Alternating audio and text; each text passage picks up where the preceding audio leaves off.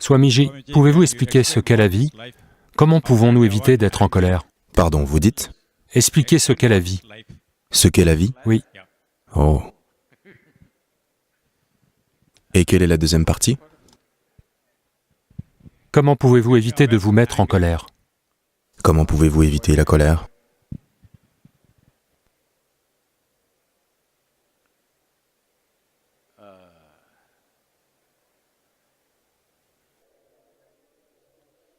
Regardez, si vous conduisez dans les rues de Coimbatore,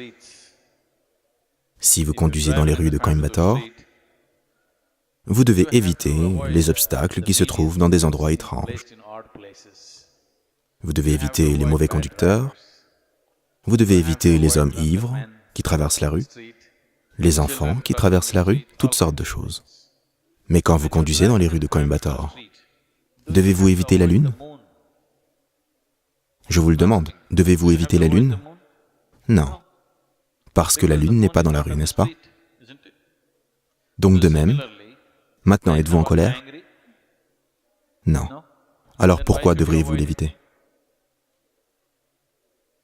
Il n'y a pas besoin de l'éviter, c'est juste que vous pensez que la colère est une entité qui existe. La colère n'est pas une entité. Vous vous mettez en colère. Vous vous mettez en colère. La colère n'est pas assise quelque part et vous attaque.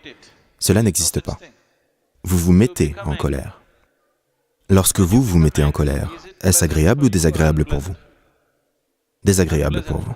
À coup sûr, désagréable pour les autres, désagréable pour vous aussi. Aujourd'hui, la médecine sait vous prouver que quand vous êtes en colère, vous empoisonnez votre système. Vous savez, nous l'avons toujours su, mais aujourd'hui, des tests sanguins vous montrent clairement que vous empoisonnez votre système, générant du poison dans le système en étant en colère. Alors, pourquoi voudriez-vous vous empoisonner? Ce n'est pas un acte conscient.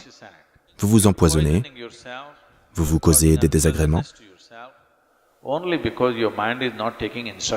seulement parce que votre esprit ne prend pas d'instruction de votre part.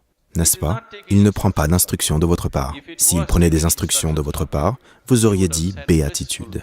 N'est-ce pas? Vous n'auriez pas dit colère. Mais maintenant, quand vous voulez être paisible, il se fâche, parce qu'il ne reçoit pas d'instruction de votre part. Donc, si votre esprit ne reçoit pas d'instruction de votre part, vous devez y prêter un peu plus d'attention. Pourquoi ne reçoit-il pas d'instruction de votre part? Si vous comprenez cela, vous n'avez pas à éviter la colère, parce que la colère n'est pas là et ne vous attaque pas.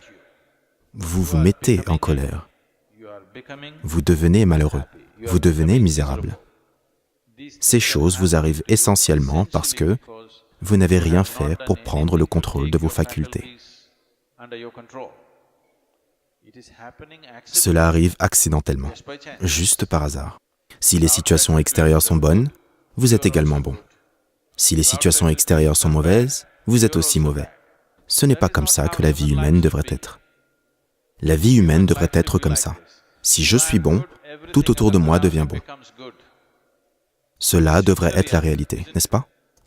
En ce moment, si les choses autour de moi sont d'une certaine façon, je vais devenir comme ça. Non, non. La conscience humaine devrait créer des situations. À l'heure actuelle, les situations créent la conscience humaine. Ce n'est pas la bonne façon de façonner la vie humaine.